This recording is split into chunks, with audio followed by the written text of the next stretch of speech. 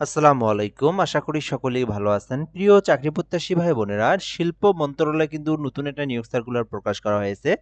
তো এই শিল্প মন্ত্রণালয়ে কিন্তু প্রায় দিনই আপনারা নিয়োগ সার্কুলার দেখেন। অর্থাৎ এই মন্ত্রণালয়ে কিন্তু বিভিন্ন সেক্টর রয়েছে। বিভিন্ন সেক্টরে কিন্তু নতুন নিয়োগ সার্কুলার প্রকাশ করা হয়।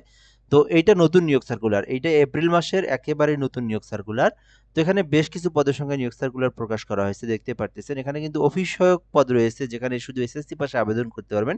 এছাড়াও গাড়ি চালক রয়েছে, কম্পিউটার অপারেটর রয়েছে, তারপরে হিসাব রক্ষণ রয়েছে। এছাড়াও অনার্স ডিগ্রি, মাস্টার্স অভিজ্ঞতা সম্পূর্ণ কিছু পদের সংখ্যা রয়েছে। তো আপনারা সম্পূর্ণ ভিডিওটা ধৈর্য সহকারে শেষ পর্যন্ত দেখবেন।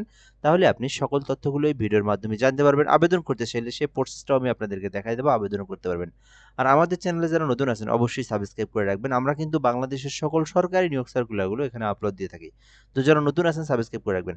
তো এটা শিল্প মন্ত্রণালয়ের আওতাধীন বাংলাদেশ অ্যাক্রেডিটেশন বোর্ড বিএবি এর রাজস্ব খাতভুক্ত নিম্নের ছকে বর্ণিত পদসমূহে সরাসরি জনবল নিয়োগের লক্ষ্যে পদের পাশে বর্ণিত শর্তে প্রকৃত বাংলাদেশী নাগরিক যারা তাদেরকে আবেদনের জন্য আহ্বান করা যাচ্ছে। অর্থাৎ বাংলাদেশের যে কোনো জেলার যে কোনো প্রার্থী ছেলে মেয়ে উভয়ে আবেদন করতে পারবে।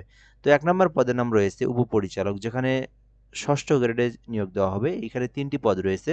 শিক্ষাগত যোগ্যতা চাওয়া হয়েছে যেকোনো স্বীকৃতি বিশ্ববিদ্যালয় হইতে রসায়ন অথবা প্রাণ রসায়ন অথবা ফলিত অথবা কেমি রসায়ন অথবা পদার্থবিজ্ঞান অথবা ফলিত বিজ্ঞান, পদার্থবিজ্ঞান অথবা বিজ্ঞান ও ইলেকট্রনিক্স অথবা ফার্মেসি অথবা প্রাণীবিজ্ঞান অথবা মাইক্রোবায়োলজি অথবা উদ্ভিদবিদ্যা অথবা অ্যাগ্রোকেমিস্ট্রি, মনোবিজ্ঞান, মৃত্তিকা বিজ্ঞান, আইন, গণিত, অর্থনীতি এবং সামাজিক বিজ্ঞান বা বাণিজ্য অনুষদভুক্ত যেকোনো বিষয়ে মাস্টার্স কমপ্লিট করলে আপনারা আবেদন করতে পারবেন।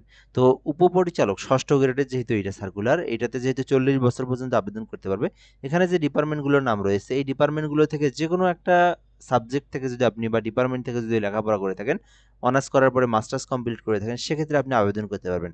আর এখানে কিন্তু মিনিমাম ৭ বছরের একটা অভিজ্ঞতার প্রয়োজন রয়েছে।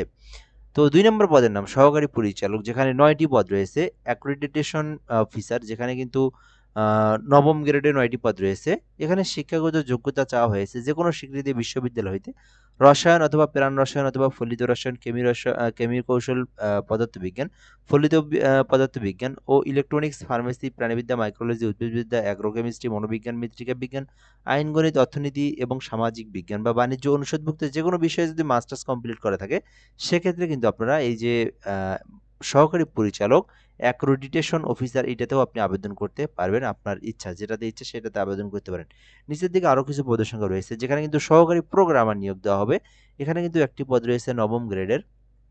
এখানে শিক্ষাগত যোগ্যতা চাওয়া হয়েছে যেকোনো স্বীকৃত বিশ্ববিদ্যালয় হইতে কম্পিউটার সায়েন্স অথবা কম্পিউটার সায়েন্স অ্যান্ড ইঞ্জিনিয়ারিং অথবা ইলেকট্রিক্যাল অ্যান্ড ইলেকট্রনিক্স ইঞ্জিনিয়ারিং অথবা ইনফরমেশন অ্যান্ড কমিউনিকেশন টেকনোলজি বিষয়ে যদি আপনি স্নাতক অর্থাৎ অনার্স পাস করে থাকেন, সেক্ষেত্রে অ্যাপ্লিকেশন করতে পারবেন। ৪ নম্বর পদ রয়েছে সহকারী হিসাব রক্ষণ কর্মকর্তা, যেখানে একটি পদ রয়েছে। শিক্ষাগত যোগ্যতা চাওয়া হয়েছে যেকোনো স্বীকৃত বিশ্ববিদ্যালয় হইতে বাণিজ্য অনুষদভুক্ত যেকোনো বিষয়ে আপনি যদি অনার্স পাস করে থাকেন অথবা মাস্টার্স করে থাকেন, তবে কিন্তু আপনি আবেদন করতে পারবেন এই যে সহকারী হিসাবরক্ষণ কর্মকর্তা এই পদে। এরপরে ৫ নম্বরে রয়েছে অফিস সহকারী কাম কম্পিউটার মুদ্রাক্ষরিক, যেখানে ৩টি পদ রয়েছে। আবেদনের জন্য শিক্ষাগত যোগ্যতা চাওয়া হয়েছে উচ্চ মাধ্যমিক পাস থাকতে হবে। অর্থাৎ শুধুমাত্র এইচএসসি পাস করলেই আপনি অফিস সহকারী কাম কম্পিউটার মুদ্রাক্ষরিকে আবেদন করতে পারবেন। আর এখানে কম্পিউটার সম্পর্কে বেসিক দক্ষতা জানা থাকলেই আবেদন করা যাবে।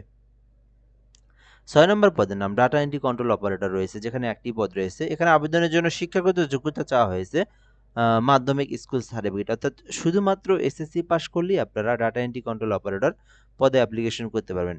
এরপরে রয়েছে গাড়ি চালক, একটি পদ রয়েছে। আবেদনের জন্য শিক্ষাগত যোগ্যতা চাওয়া হয়েছে মাধ্যমিক স্কুল সার্টিফিকেট, অর্থাৎ শুধুমাত্র এসএসসি পাস করলে আবেদন করতে পারবেন। আর এখানে ড্রাইভিং লাইসেন্স থাকতে হবে একটা বৈধ এবং মিনিমাম ৩ বছরের কাজের অভিজ্ঞতা থাকলে গাড়ি চালক পদে আবেদন করতে পারবেন। সর্বশেষ যে পদটা অফিস সহায়ক, এটাতে কিন্তু শুধুমাত্র এসএসসি পাশে আবেদন করা যাবে। অফিস সহায়ক পদের নাম ২০তম গ্রেডে নিয়োগ দেওয়া হয়েছে, যেখানে মোট ৬টি পদ রয়েছে।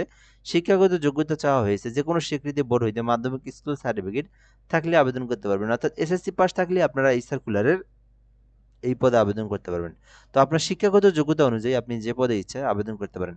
আবেদন করতে আপনার বয়সটা অবশ্যই ১৮ হতে ৩২ বছর পর্যন্ত থাকতে হবে। এর মধ্যে আপনার বয়সটা থাকলে আবেদন করতে পারবেন। এরপরে দেওয়া রয়েছে আবেদনের জন্য যে বিষয়গুলো, কিভাবে আপনি আবেদন করবেন এই প্রসেসটা দেওয়া রয়েছে।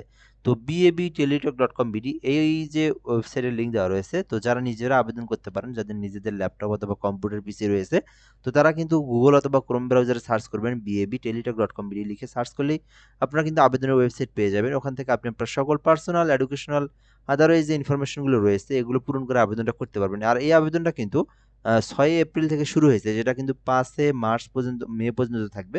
অর্থাৎ পুরো এপ্রিল মাস এইটার আবেদনের সময় রয়েছে, এর মধ্যে আবেদনটা করতে হবে। আপনি চাইলে আমাদের মাধ্যমে আবেদন করে নিতে পারেন। আমরা কিন্তু বাংলাদেশের সকল সরকারি নিয়োগ সার্কুলারের আবেদনগুলো করে দিয়ে থাকি। তো যারা আমাদের চ্যানেলে নতুন আছেন, অবশ্যই চ্যানেলটিতে সাবস্ক্রাইব করে রাখবেন। সকল সার্কুলারগুলো আপনি একদম ঘরে বসে নির্ভুলভাবে অ্যাপ্লিকেশনগুলো করে নিতে পারবেন।